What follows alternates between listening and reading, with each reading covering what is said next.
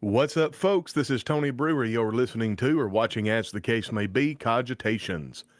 Cogitations is the podcast where we think about things, we contemplate them, we turn them over in our minds, and then we discuss them. Daniel chapter 7, verse 28, Daniel writes, "Hitherto is the end of the matter.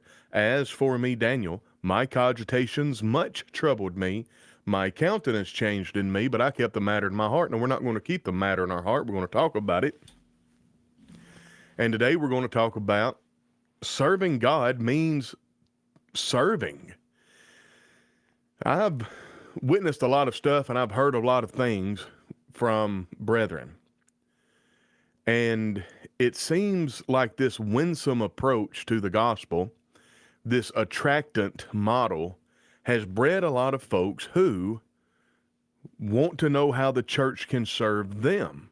And they never think about how they serve the church, which incidentally, serving the church is serving God. Do you remember what Jesus said to Paul on the road to Damascus?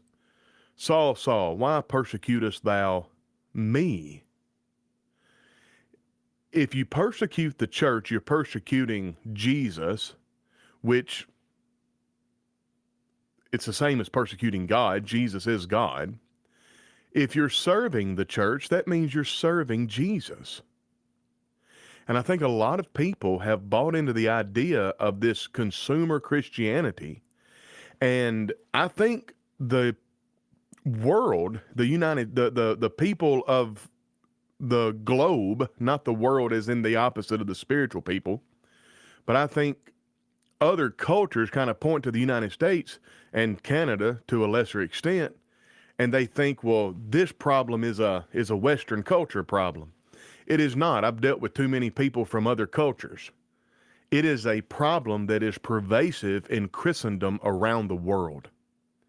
Anytime that you find Christianity thriving, you find a group of people that are outside of the norm. You find a group of people who have a servant's mentality instead of a being served mentality. We're going to look at this. I don't know if you call it a poem or not. It has the same meter of a poem. It reads like a poem. And incidentally, the author is unknown. I stole this off the internet years ago, and it comes up in my feed every once in a while on my memories. And about every time it comes up, I make a podcast about it because it is needed. And it seems like the need for this sentiment and this mentality grows year by year. Good evening. Good morning to everyone that is tuned in. Hello, Diana Harden, Rob Leedy. I see your comments. As we go through, make comments, give your interjections, and then once I get through with the thoughts that I have prepared, we'll go to the comment section of the last part of the podcast. Let me read you this poem. "I was hungry, and you formed a humanities club and discussed my hunger. Thank you. I was imprisoned, and you crept off quietly to your chapel in the cellar and prayed for my release. I was naked, and in your mind you debated the morality of my appearance. I was sick, and you knelt and thanked God for your health. I was homeless, and you preached to me of the spiritual shelter of the love of God. I was lonely, and you left me alone to pray for me.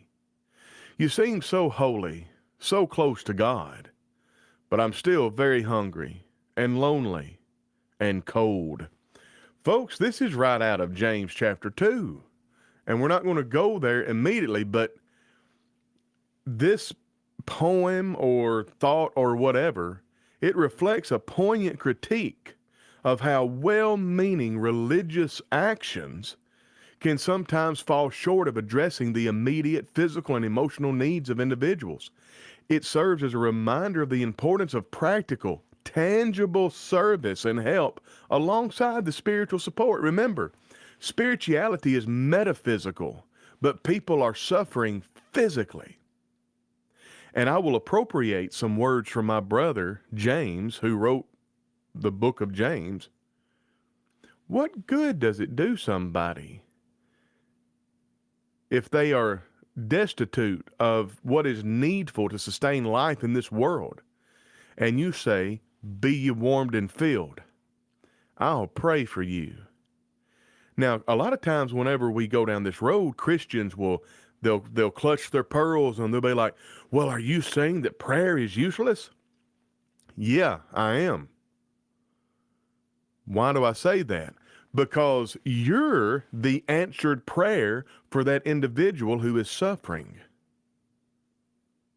You see, it's not the prayer that's useless. It's your prayer that's useless.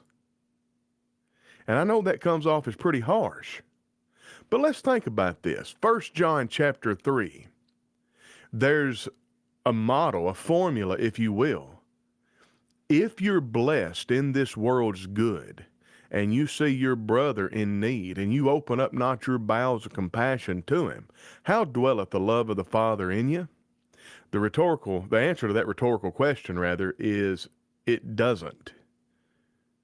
You don't have the love of the Father dwelling in you.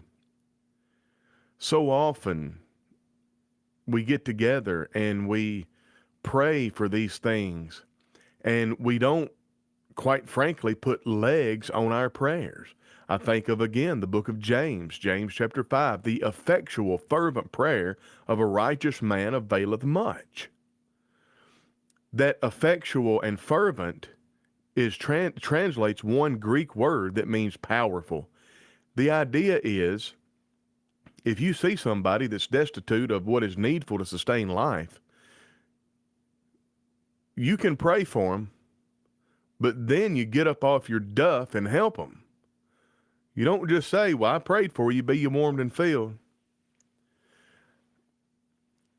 Pure religion and undefiled before God and the Father is this: to visit the fatherless and the widows in their affliction and to keep yourself unspotted from the world. Pure religion actually requires service. We can form a committee all day long.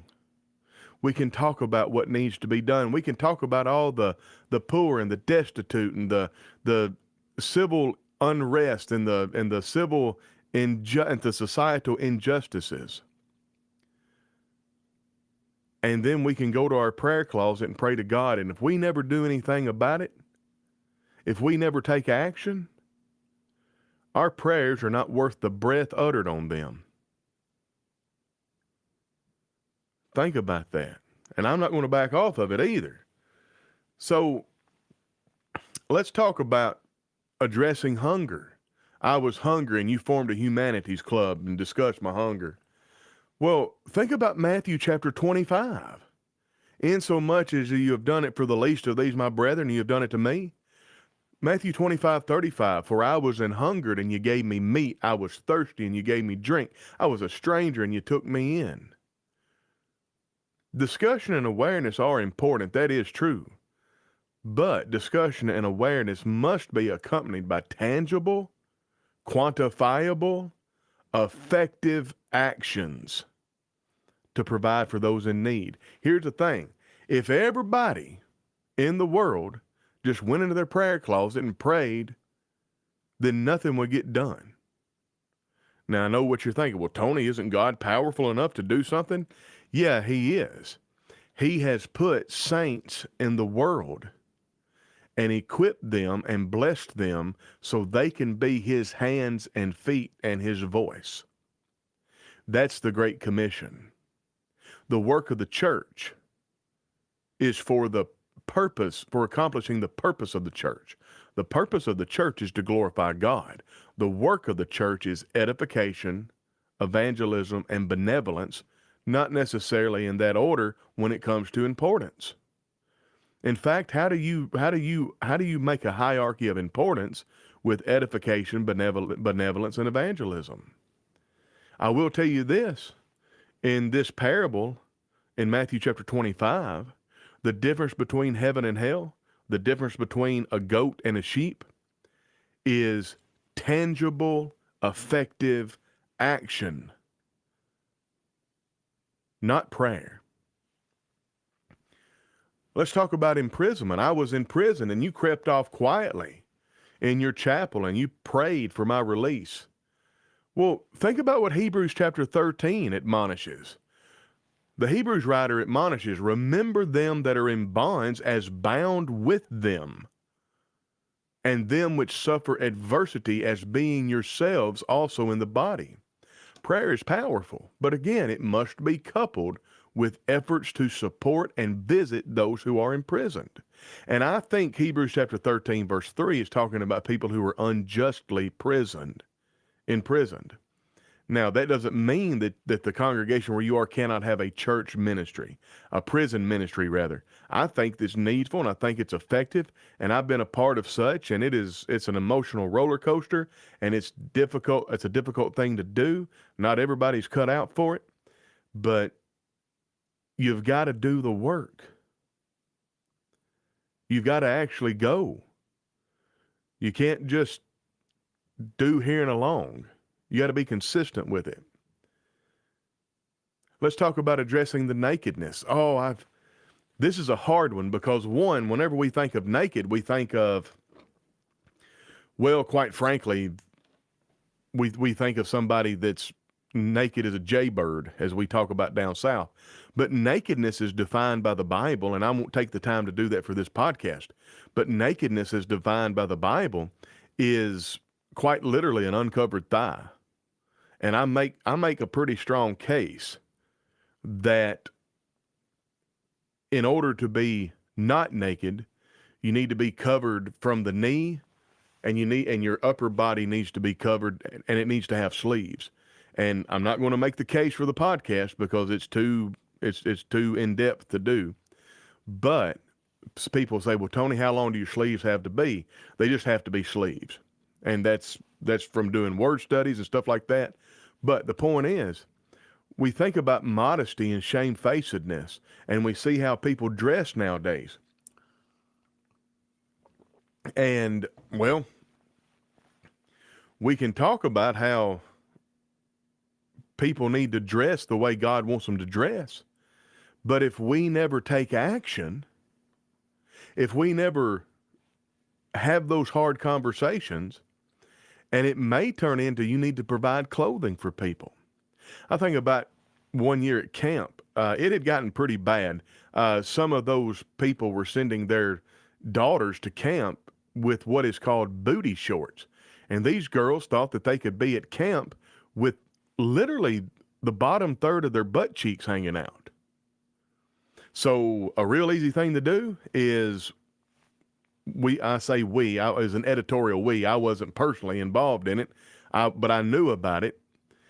But the decision was made by the camp counselor, the director, and they went to Walmart and they bought a bunch of boys' basketball shorts that were baggy, and they went down past the knee. And we didn't make a big deal about it, but if you was a boy or a girl and you were wearing inappropriate clothing, you were given these shorts. That's action, folks. That's more than just sitting around talking about how terrible people are, and they don't have any sense, they don't have any manners, they don't have any desire to do God's will. No, we actually took action and we helped them. But then the other side of the coin is from James 2:15 and 16. If a brother or sister be naked and destitute of daily food, and one of you say unto them, depart in peace, be ye warmed and filled, notwithstanding, ye give them not those things which are needful for the body, what doth it profit? So moral debates should not overshadow the need for clothing and a little bit of dignity. Just help somebody. If they're destitute and they cannot afford clothing and they don't have clothing to wear, just buy it for them and don't worry about it. Don't make a big deal about it. If it's a situation where women are dressing immodestly, men are dressing immodestly, they're not shamefaced or modest, then have a conversation and tell the older women, look, you need to get on these younger women. You need to take a stance, because it's God's design that the older women teach the younger women about this. But if that fails, it falls to the evangelist. Go read the T epistles. And nobody likes that. That's very awkward. But it's got to be done. And it's got to be more than just talked about.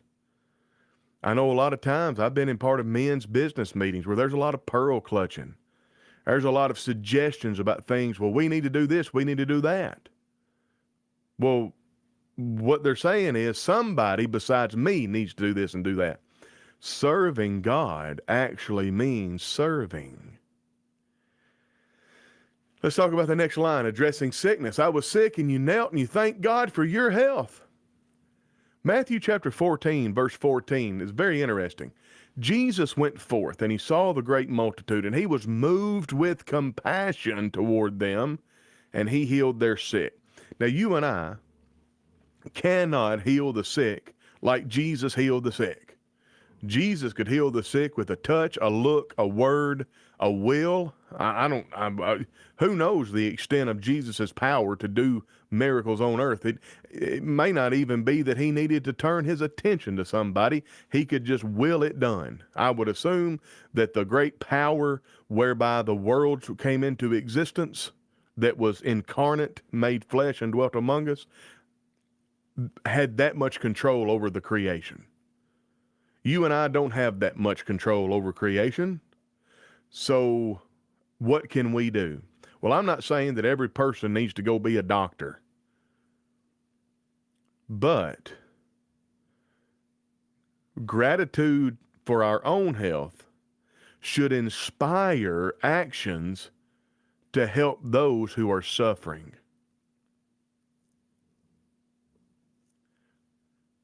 Gratitude for our own health should inspire actions to help those who are suffering. You may have some examples. What can you do for someone who is sick, but you're not a doctor? Pray for them. Visit them, as in go where they are. You'd be surprised how much a human touch, human contact would help. In fact, we learned that during COVID lockdowns. There's a lot of folks died from pretty innocuous diseases because they didn't simply have the human touch or human contact. But again, that requires action, tangible, effective action. Let's talk about the homelessness. I was homeless and you preached to me about the spiritual shelter of the love of God. But you know, that don't fix my problem. And when it rains, I still get wet. When it's cold, I still freeze. When it's sunny, I still burn up. I'm going to read from the book of Isaiah, chapter 58, and I'm going to read it from the English Standard Version because I like the way it reads from the English Standard Version. In fact, I give the English Standard Version a lot of grief, but when it comes to the Old Testament, it's probably one of the better translations of the Old Testament, even considering a couple of, I think, purposeful issues from the translators. But that doesn't matter. Isaiah 58 is really good here. I'm just going to start reading in verse 1. In fact, let me move this so I'm not, well, never mind. All right. Cry aloud. Do not hold back. Lift up your voice like a trumpet. Declare to my people their transgression, to the house of Jacob their sins. Yet they seek me daily and delight to know my ways, as if they were a righteous nation that did righteousness and did not forsake the judgment of their God. They ask of me righteous judgments. They delight to draw near to God. The idea is they didn't have a right to do that, because they were an unrighteous nation. They shouldn't delight to draw near to God. They should be very afraid. Now, you have in Isaiah 53, this is the nation speaking to God. Why have we fasted and you don't see it? Why have we humbled ourselves and you take no knowledge of it? God's response, behold, in the day of your fast, you seek your own pleasure and oppress all your workers. Behold, you fast only to quarrel and to fight and to hit with a wicked fist. Fasting like yours this day will not make your voice be heard on high. Is such the fast that I choose a day for a person to humble himself? Is it to bow down his head like a reed and to spread sackcloth and ashes under him? Will you call this a fast and a day acceptable to the Lord? Is not this the fast that I choose? To loose the bonds of wickedness, to undo the straps of the yoke, and to let the oppressed go free, and to break every yoke? Is it not to share your bread with the hungry, and bring the homeless poor into your house when you see the naked, to cover him, and not to hide yourself from your own flesh? Then shall your light break forth like the dawn, and your healing shall spring up speedily. Your righteousness shall go before you. The glory of the Lord shall be your rear guard. Then shall you call, and the Lord will answer. You shall cry, and he will say, Here I am. If you take away the yoke from your midst, the pointing of the finger and speaking wickedness, if you pour yourself out for the hungry and satisfy the desire of the afflicted, then shall your light rise in the darkness, and your gloom be as the noonday. And the Lord will guide you continually and satisfy your desires in scorched places and make your bones strong. And you shall be like a watered garden, like a spring of water, though whose waters do not fail. I'm going to stop there. Do we see how important it is to actually take action? Oh, we can come to church. We can come to church 9 days a week. 27 hours a day, and we can pray and sing and study the Bible and talk about all the stuff that's wrong with the world, talk about all the homelessness.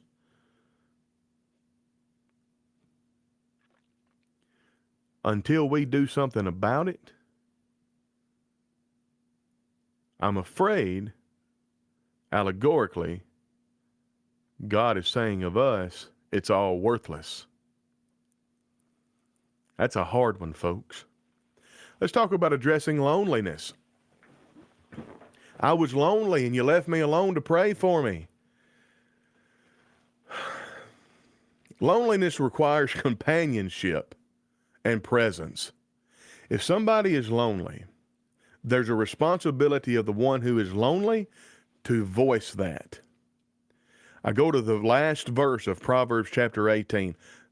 A man that has friends has got to show himself friendly, but there is a friend that sticks closer than a brother. That's the Tony Brewer paraphrase. That's not the verbatim quote.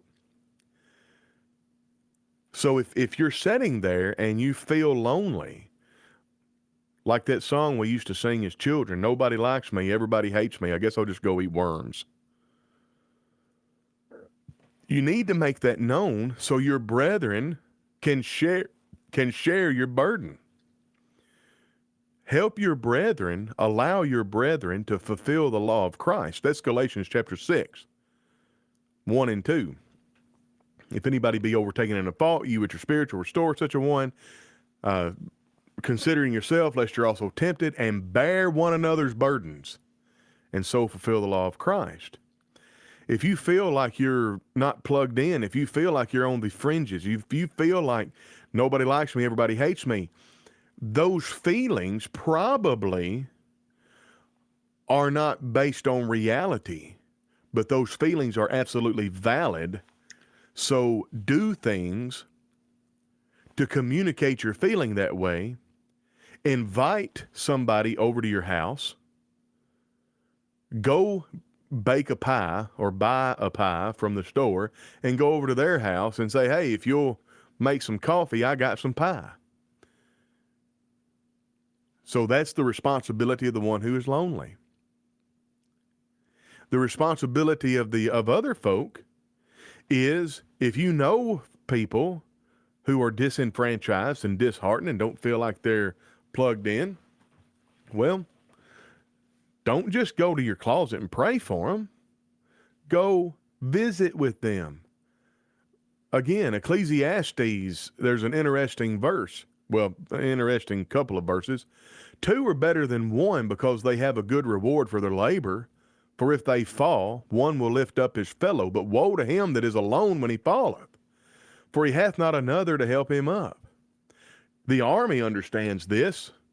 Whenever you go into the Army and the military and basic training, I think at least the Army and maybe other branches of the military service, you're assigned a battle buddy, and you don't go anywhere without your battle buddy. You got to keep your, you've got to keep your, you've got to be your battle buddy's keeper. I couldn't think of how to say that. It sounds so silly.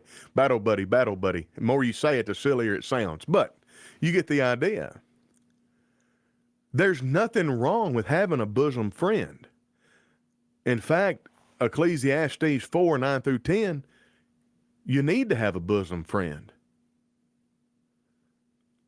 You need to have a group of friends. But in order to do that, you got to build a relationship first.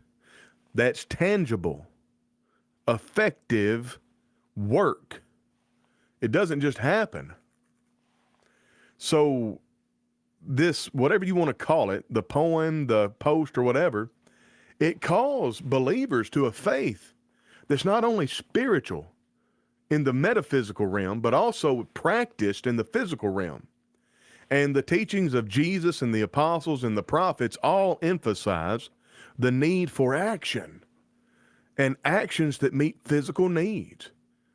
And if we align our actions that meet physical needs with scriptural mandates, we can assure that we don't have a dead faith without works, but we have a faith that is alive and effectual with works.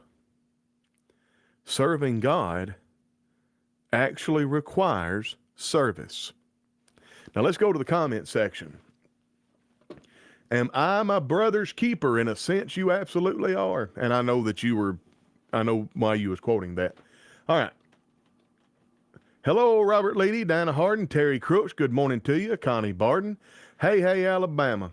I had a family that used that verse about being warmed and filled against me when I wouldn't participate in their poor spending habits. Yeah, there's a line to be drawn there, and I get it. Woo, that's a rough one. Connie Barden, Christianity is not a spectator sport. It is a service religion. That's it. And Hey Alabama says they did have jobs, right? And Ben Grady, yeah, you know, in fact, this entire podcast could have come from James 2, could it not? In fact, I've got James 2 open here. Check this. What doth it profit, my brethren, though a man say he hath faith and hath not works? Can faith save him? If a brother or sister is naked and destitute of daily food, and one of you say unto them, Depart in peace, and be ye warmed and filled, notwithstanding ye give them not those things which are needful for the body, what doth it profit? Even though faith, if it hath not works, is dead, being alone. You may say you have faith, but you don't have any actions to back it up. I don't have to say I have faith. You'll know my faith by my works. Yeah, that's verse 18. Again, that's the Tony Brewer paraphrase. Should the church withdraw fellowship from her members who insist on dressing in ungodly ways, especially after many engagements? Yes, absolutely. And that is, and here's the thing. When that happens,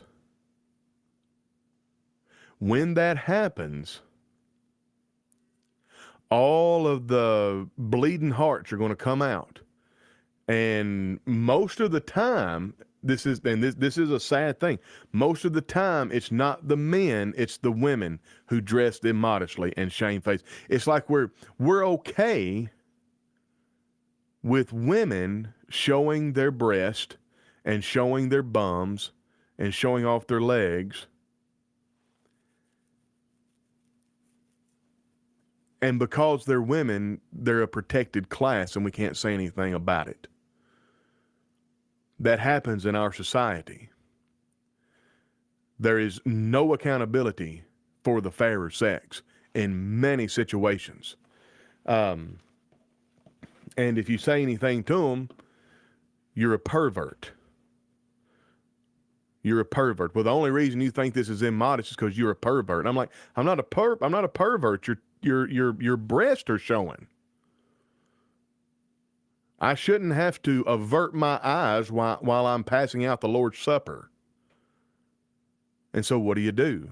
I'm thankful that, I mean, if, well, again, the older women have to handle that. The sad thing is that the older women don't handle it, it falls to the men. And the men are not nearly as nice about it as the women. That's just a fact. I think, Ted Knight made a post this morning about, I'm going to see if I can go find it real quick. Bear with me. Bear with me just a minute. Ted Knight. A Herman Junction definition of immodesty. When it's too high up at the bottom and too low down at the top, and you have exposed to the world what should be reserved for your husband, it is immodest. Now, you can't argue with that. Period. Connie Barden says, I use a lot of natural healing herbs, and I share what has worked for me. But often you are looked at as a bit crazy, but they work for me and keep me off modern. Well, Connie Barden, you put a tongue twister in that. Let me slow down. But often you are looked at as a bit crazy, but they, the natural healing herbs and such, work for me and keep me off of modern man-made meds. I don't think I can say that 5 times fast, but I agree totally with Connie Barden. In fact, I've been working on getting my teeth fixed. In fact, if you'll notice, I got a smile now. Anyway, I had 2 cavities, and they weren't very bad. They went ahead and filled them. But I remember, Ben Grady is in here. Ben Grady can remember this, I think. Whenever I was going through preaching school, the Memphis School of Preaching, I had some such issues in my mouth that I would carry around clove oil. And I don't think I ever stunk unless you think clove oil stinks. I would imagine that there's people that only met me while I was at the Memphis School of Preaching, that they would associate clove oil and the smell of cloves with me, because I would just take it, I would put a bunch on my fingertip, and I would just rub it on one of my teeth. And that's the only way I could get any kind of relief until I could get to the dentist. Accountability is sadly rare in modern times. Absolutely. But anyway, so yeah, I'm all for a holistic approach to health. I'm against opiates. And when I say I'm against opiates, I'm not religiously opposed to opiates whenever they are prescribed by the doctor. But I think what has happened is we've got a lot of soccer moms in the suburbs that are heroin addicts because it is cheaper and easier to source black tar heroin than it is to get pain pills from a doctor anymore. And of course, Danny Minter, am I my brother's keeper? And there's a very real sense, and of course, he followed that up with yes, sir. There's a very real sense in which we are. And Danny Minter also, love is an action word. God says, if you love me, keep, that's action, my commandments. We must be busy if we're going to get into heaven. You got that right. And of course, this is replying to Connie Barden, but I wanted to read this. I've been doing that for a long time. I raised my children that way. Most don't want to hear about taking care of themselves. They're happy to let somebody else do it. Sadly, yes. And Danny Minter again, withdraw fellowship from those that walk disorderly. That's, what is that? 2 Thessalonians 3:6. We command you, brethren, in the name of the Lord Jesus Christ, that you withdraw that you withdraw from every brother. Now, Tony, I ought to be able to quote that. All right. Bear with me. I'm going to go read it since I butchered it so bad. I believe it's 2 Thessalonians 3:6. If it's not, it misses a good chance. Here we go. Now we command you, brethren, in the name of the Lord Jesus Christ, that you would withdraw yourselves from every brother that walketh disorderly and not after the tradition which he received of us. And yes, accountability is rare in the modern woman. That is a sad, sad state of affairs. Mark McCroy. So, yeah, there we have it. And again, service or serving God, rather, actually requires service.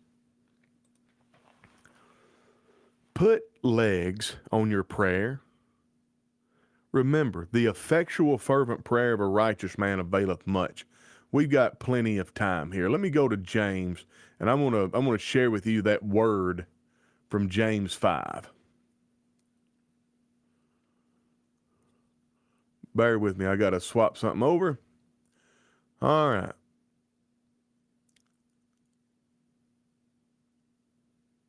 Bear with me.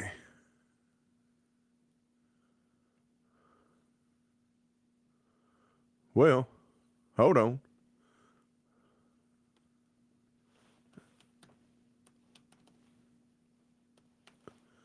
Sometimes my... What?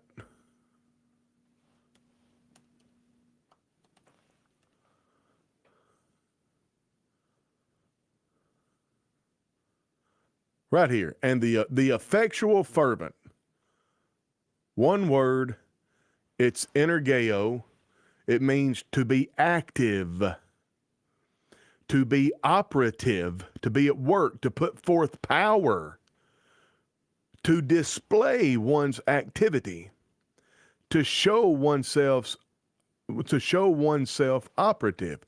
So the effectual fervent prayer of a righteous man availeth much. The active prayer, the prayer that has legs. Here's an illustration that I always use. I need $400. I really don't. We're actually sitting pretty good. I mean, there's never been a time in my life where an extra $400 in a month couldn't do me some good. But I'm just saying, we're fine financially. But let's say that I did need $400. I can go to my couch and I can sit and I can pray for $400. Or I can go to my couch and I can pray for $400. Then I can put my work boots on and I can go out and I can go to a construction site and I can tell the foreman, look, I'm really good with the dummy end of a tape measure and I'm really good at being a gopher. Now, do y'all know what a gopher is? That's a word I hadn't heard used in quite some time. A gopher is an assistant. He goes for this and he goes for that. He is to make the foreman's job or make the foreman's life easy. If the foreman needs the blueprint, he goes and gets them. If the foreman needs a piece of material, he goes and gets it. Now, you can, I mean, even back whenever minimum wage in the United States was like $5 an hour, you could get $10 an hour being a gopher on a job site just because you're willing to be out there all day. And the way contractors work, it don't take you very long to get 40 hours. It might only take you 3 days to get 40 hours. Now, question. When I pray to God to help me with my financial situation that I really need $400, then I put my work boots on and I go trying to hustle up some work. When I'm blessed with the work and my $400 need is met, did God answer my prayer? Better say yes.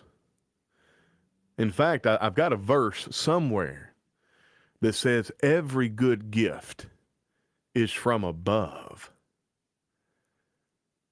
Folks, serving God actually requires service.